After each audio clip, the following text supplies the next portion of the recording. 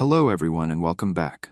In the last episode, we journeyed through the early days of AI, exploring the game-changing era of machine learning between 1950 and 1986. We discovered how machine learning transformed computers from simple, instruction-following devices into adaptive, evolving systems that paved the way for the technology we rely on today. And today, we will pick up right where we left off, exploring the exciting developments in AI during the 1970s and 80s, the era when AI truly began to go commercial. We'll be looking at how these early breakthroughs paved the way for AI to step out of the labs and into real-world applications. And of course, we'll draw on the insights from Dr. Alok Aggarwal's book, The Fourth Industrial Revolution and 100 Years of AI, 1950 to 2050, to guide our exploration. Let's jump right into this pivotal era in AI history. It's wild to think how far it's come since then. I mean, think about it. The world's just coming out of World War II. Computing technology is starting to take off. There was this feeling that anything was possible, and AI was right at the heart of it. All these bold claims about what AI could do, and the US government really bought into it. They poured a ton of money into research. It led to this explosion of research, And as scientists dug deeper, they realized, hold on, to make truly intelligent machines, we need to break this problem down. Yeah. And that's how these specialized AI subfields started to emerge, each one focusing on a specific part of intelligence like language or vision or reasoning. It's like realizing you can't build a skyscraper with just one team. Exactly. You need architects, engineers, electricians, specialists. So where do we start? I mean, which specialist comes first? Let's begin with one of the most basic, the most fundamental areas, natural language processing, or NLP. Because if we want machines to understand us, they've got to understand how we talk. It seems so obvious now, but back then, that was like groundbreaking, revolutionary stuff. But how did they even begin to teach a computer about grammar and syntax? That blows my mind. Well, a major breakthrough came in 1957 with Noam Chomsky, the linguist. He introduced this theory of universal grammar. He challenged the whole way people thought about language. He proposed that our brains, they're actually wired with this innate capacity for language, a kind of universal grammar that underlies all human languages. That's fascinating. Like our brains are pre-programmed for language. So how did that idea influence early NLP systems? It gave computers a framework to begin understanding sentence structure, like giving them a blueprint for how language is put together. And in the 1960s, this led to systems like Sherdlu. Now, don't get me wrong, Sherdlu wasn't writing poetry or anything, but it could understand text instructions within certain areas. Imagine a computer that could follow your cooking instructions. That's incredible, especially for the 1960s. It was, but systems like Sherdlu, they were limited by their vocabulary and the specific areas they knew about. They had their limitations. Another big development around this time was conceptual ontologies. Okay, those sound familiar, but break that down for me again. They're data structures that help computers understand how words and concepts are related. So, kind of like a digital dictionary. Sort of. But think of it as a dictionary on steroids. It goes beyond just definitions to capture the whole web of meaning that connects words and concepts. Like an ontology might help a computer understand that cat is a type of animal, and now is a sound a cat makes. Ah, I see. It's about capturing the nuances. It's not just words in isolation, it's how they connect to make meaning. That's it. And you know what? These ontologies are still used today. They're the backbone of knowledge graphs and semantic search engines. So, like when Google gives us those super relevant search results. Exactly. It's amazing how those early concepts are still shaping how we use the internet. Totally. So we've got Chomsky's theories, these ontologies. It's clear that a lot of work went into getting computers to understand written language. But what about spoken language? That's a whole other ballgame. But believe it or not, even before AI was officially born, in 1956, researchers at Bell Labs were already working on speech recognition in 1952. They built a system that could recognize single spoken digits. Think of it like a very, very early ancestor to Siri or Alexa. A system that could understand spoken digits back then. Incredible. It was groundbreaking. But recognizing individual digits is one thing. How did they go from that to understanding continuous speech with all his pauses and nuances and everything? Well, in the late 1960s, Raj Reddy developed this program called Hearsay I. It was it went to convert continuous speech into text, but the accuracy, well, it was pretty low. Think about trying to transcribe conversation where someone's mumbling and the sentences are all broken up. They were pushing boundaries. Then in 1975, Reddy students, James and Janet Baker, they created the Dragon system. And that was a big leap forward. How so? They used a statistical model called the Hidden Markov model, or HM, which is still widely used in speech recognition today. And what's cool about HMMs is that they can combine different kinds of information, like acoustics, language, and syntax, To make more accurate predictions. So it's like giving the computer more context, helping it make better guesses about what's being said. Exactly. And it's fascinating that this approach, the statistical approach, it laid the groundwork for the deep learning models we use today. So those early statistical models were like the foundation for all the amazing speech recognition we have. Now that's pretty cool. But you know what else is cool? Chatbots. Specifically the very first one. Oh, right. You were going to tell me what inspired it. And you won't believe this. It was My Fair Lady. Wait, the musical. The one and only, remember Professor Higgins and Eliza Doolittle? Yeah, he teaches her to speak properly. Exactly. And in 1966, a computer scientist named Joseph Weizenbaum, he was inspired by that story to create a program that can simulate human conversation. So how did it work? Could it really hold a conversation? Well, not like you and I are talking right now. It wasn't having deep thoughts or anything. Eliza relied on these pre-programmed responses and clever tricks to keep the conversation going. So more mimicking than actual understanding. Yeah, it was more like a very polite parrot. And get this, some people were actually fooled into thinking Eliza was sentient. They would pour their hearts out to this program, convinced they were talking to a real person. Wow. That's both amazing and a little creepy. It makes you think about what intelligence really is and how easily we can be fooled. Right? But it also showed the limitations of that rule-based approach. Because if you strayed too far from the script, Eliza would fall apart. Exactly. Ask a complex question, and it's game over. So it was a breakthrough, but it also highlighted the need for something more sophisticated, which in a way paved the way for all the chatbots we have today. But Eliza wasn't the only chatbot making waves back then. There was another one created by Kenneth Colby that went in a totally different direction. This one was called Perry, and it was designed to be paranoid, a paranoid chatbot. Colby actually designed it to simulate the conversational patterns of someone with schizophrenia. So instead of trying to hold a normal conversation like Eliza, Perry was all about replicating a specific mental state. So it would jump between topics and things like that. Exactly. It would make illogical connections and act erratically. That's wild, but why create a chatbot that's specifically paranoid? What was the purpose? Colby's goal was to use Perry as a tool to understand and maybe even diagnose mental illness. It was a bold idea, but the results were pretty surprising. They did some tests where psychiatrists tried to tell the difference between Perry's ramblings and those of a real patient, but sometimes they couldn't. It shows how complex human behavior is. And how hard it is to truly replicate it artificially. Exactly. And get this, Eliza and Perry talked to each other at a computing conference in 1972. Wait, seriously, that's amazing. I know Eliza was the doctor, and Perry, of course, was the paranoid patient. Can you imagine that conversation? I can only imagine, but I think we should shift gears a bit now. Okay, what's next? Let's talk about another fascinating area that emerged during this period, computer vision. Ah, computer vision. Giving computers the ability to see. And to understand what they're seeing. Right? It's a huge field now, self-driving cars, facial recognition, all that stuff. So where did it all begin? What were the baby steps?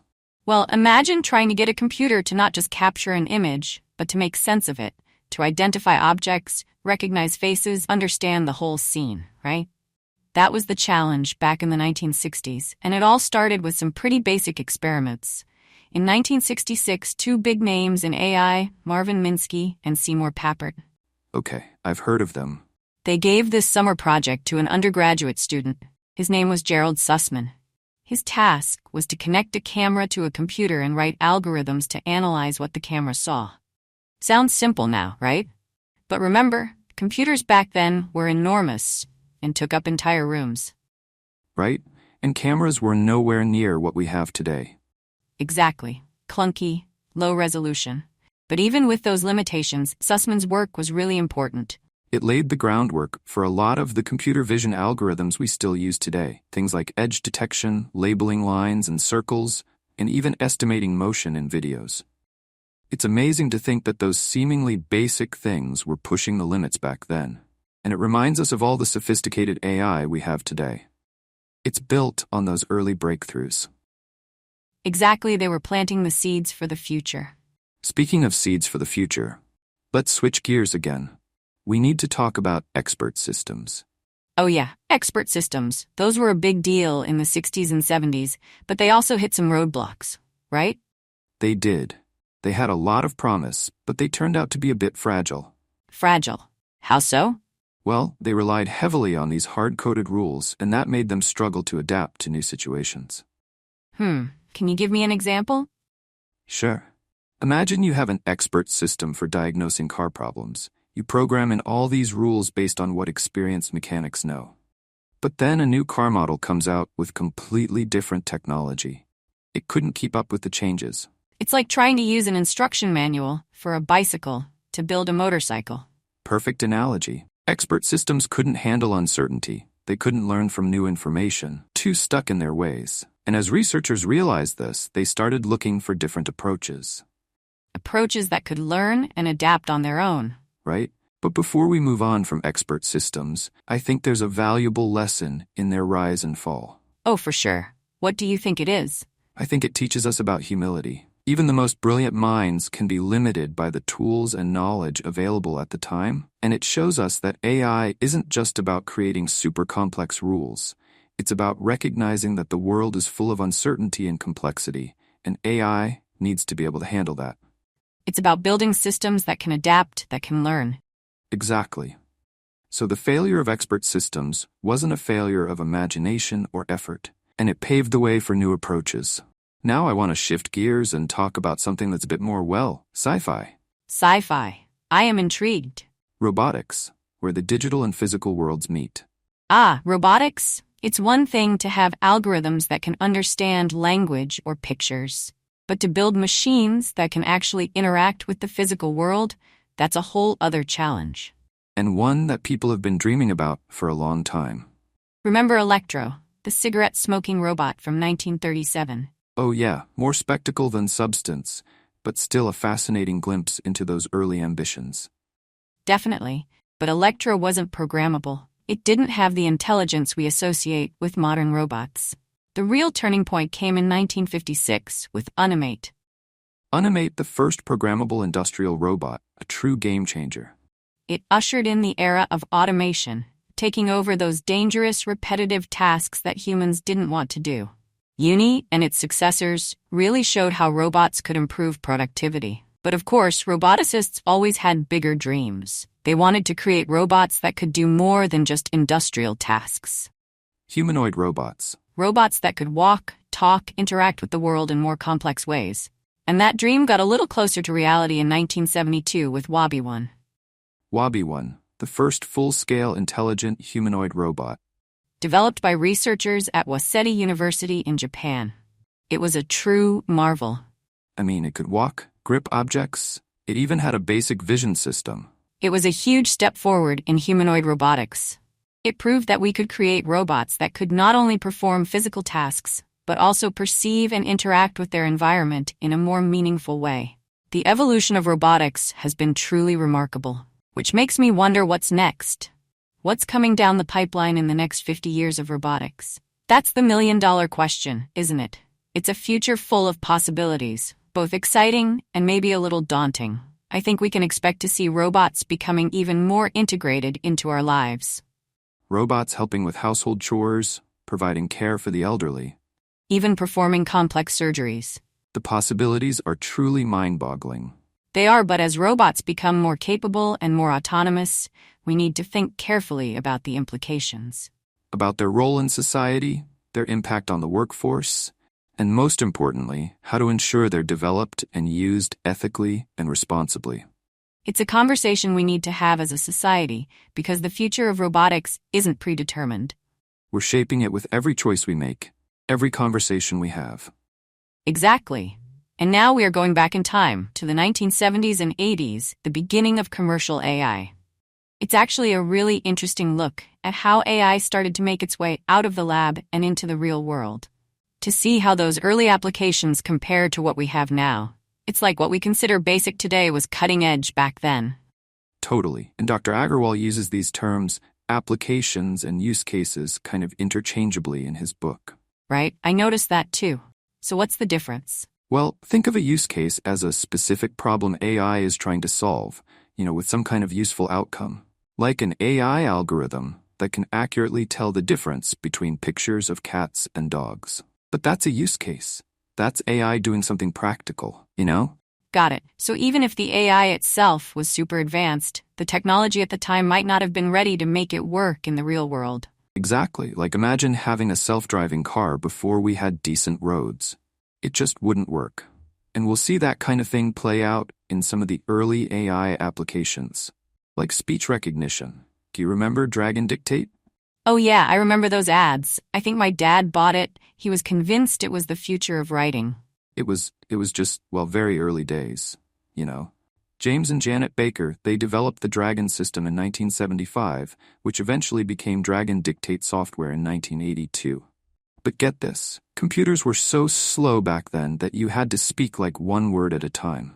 It would drive you crazy. Dictating an email must have felt like talking to a brick wall. And taken forever. Oh yeah, for sure. But it's amazing, right, to think about how far we've come. Absolutely. It really shows how much processing power we have now.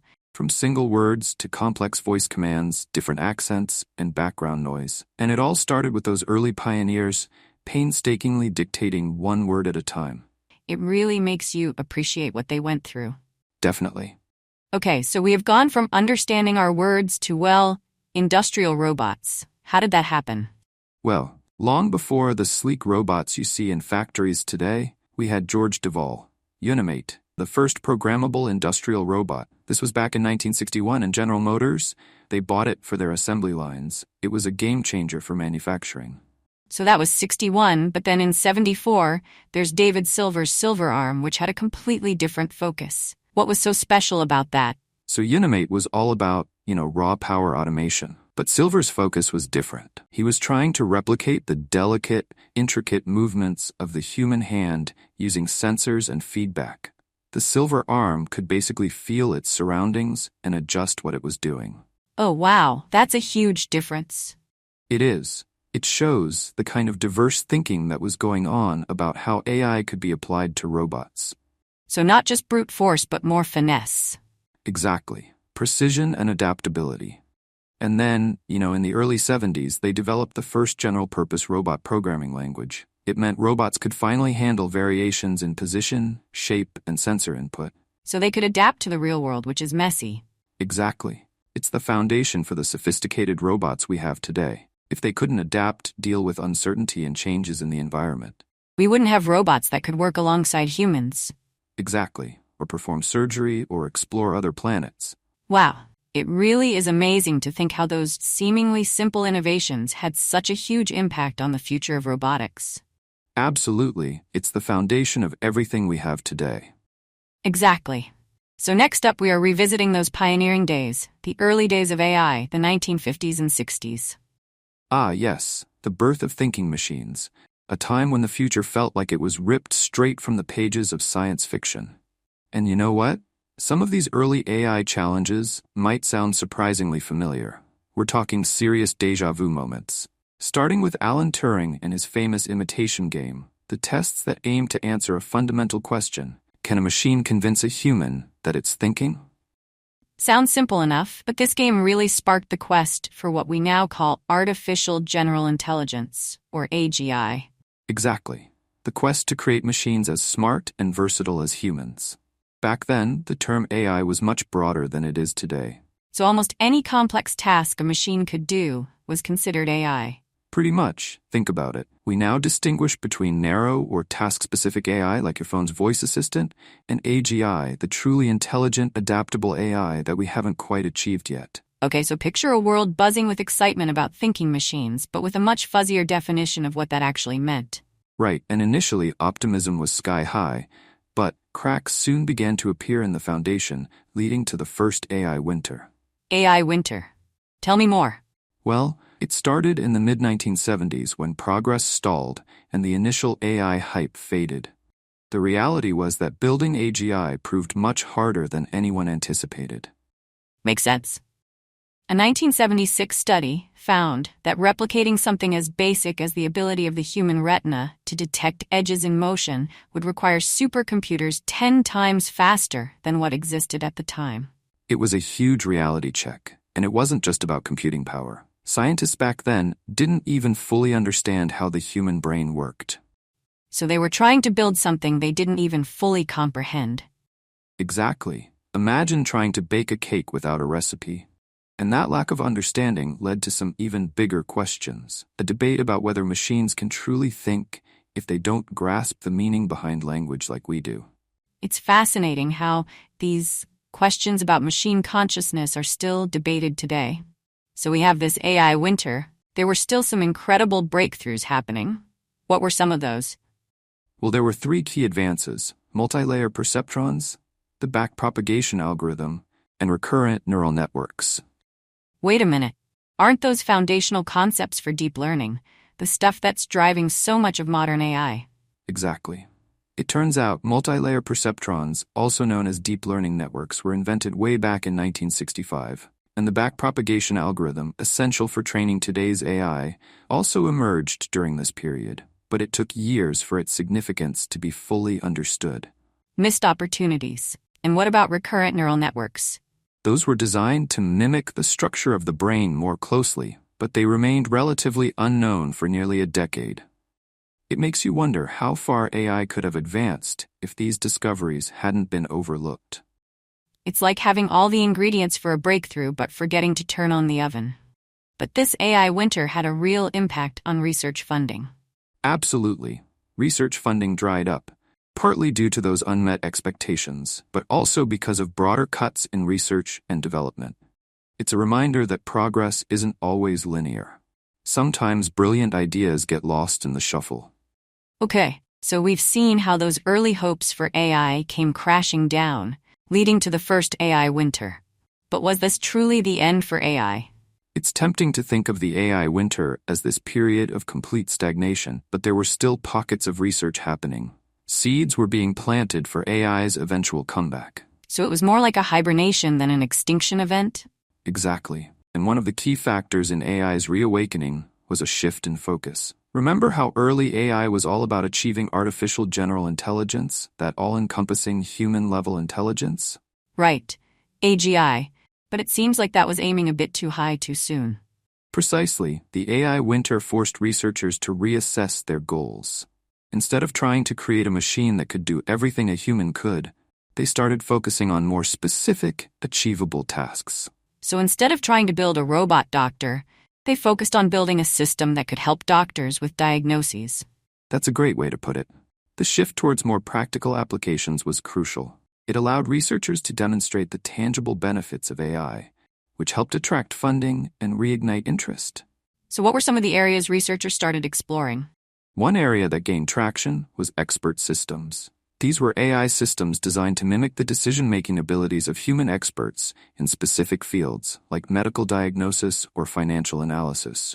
So they were basically creating specialized AI tools, rather than aiming for an all-knowing machine. Exactly. And this period also saw the rise of machine learning algorithms that were more statistically grounded and less reliant on handcrafted rules. I'm guessing this is where those forgotten breakthroughs we talked about earlier, like multi-layer perceptrons and backpropagation, started to come back into play. You got it. The development of more powerful computers and larger datasets helped to revive interest in these techniques. Researchers began to realize that these algorithms, which had been largely dismissed during the AI winter, held immense potential. It's fascinating how these seemingly obscure ideas from the past ended up being so crucial for the development of modern AI, but I imagine there were still challenges to overcome even with these advancements. Of course, progress was gradual and there were still plenty of skeptics, but there was a growing sense that AI was entering a new era, one marked by greater realism, practicality, and a deeper understanding of the underlying principles. You know, Dr. Aggarwal makes this really interesting point that the AI winter, despite its setbacks, might have been a necessary step in AI's evolution. It's an intriguing perspective. Sometimes a period of retrenchment can be beneficial. It allows for reflection, reassessment, and a chance to weed out approaches that aren't working. Kind of like hitting the reset button and coming back with a fresh perspective.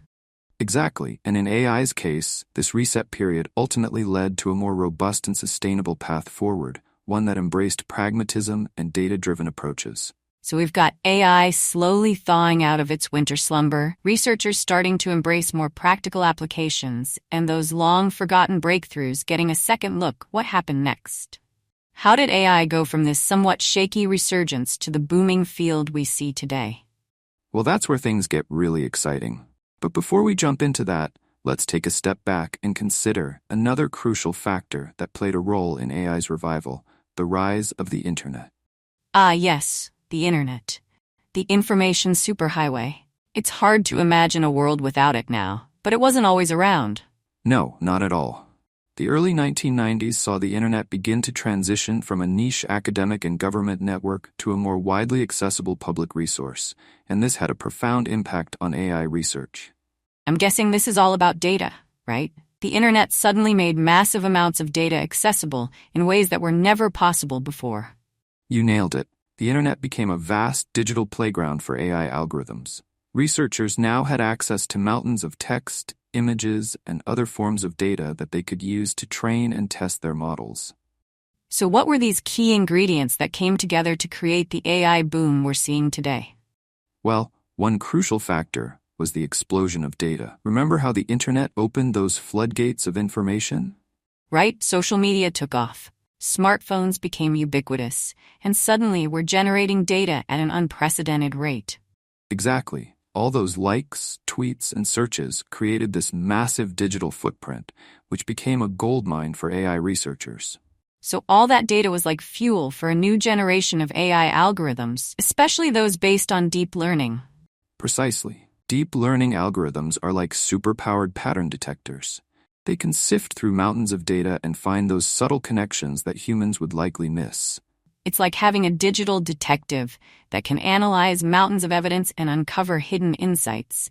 That's a great way to put it. And the more data these algorithms are fed, the better they get at finding those patterns.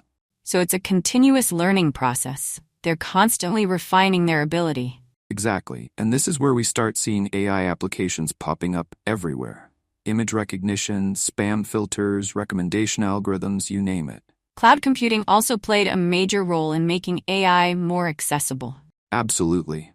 Cloud computing was a game changer because it meant researchers and developers no longer needed to invest in expensive hardware to run these complex AI algorithms. So it democratized AI, allowing smaller companies and startups to get involved. Exactly. And of course, the tech giants like Google, Facebook, and Amazon saw the potential of AI and started investing heavily. This is when AI went from being this niche field to a major driving force in the tech industry. Right, and these investments led to some truly remarkable breakthroughs. One that stands out is IBM's Watson supercomputer, defeating two human champions on Jeopardy in 2011. I remember that it was a watershed moment. It showed that AI could understand natural language and answer complex questions in real time. Yes, Watson's victory went beyond just winning a game show. It demonstrated the potential for AI to tackle real-world problems in areas of healthcare, finance, and transportation. It was a clear sign that AI was no longer science fiction. It was becoming a powerful tool with the potential to transform our lives. Exactly. Well, that wraps up conversation. Today, we explored the exciting developments in AI during the 1970s and 80s, an era when AI made its first real leap into the commercial world. From industrial robots to the hype surrounding AI, we also touched on the challenges that led to the AI winter. Next time, we'll dive into expert systems, the next big leap in AI. We'll look at how these systems brought a new wave of practical applications and how they played a pivotal role in AI's journey. Stay tuned.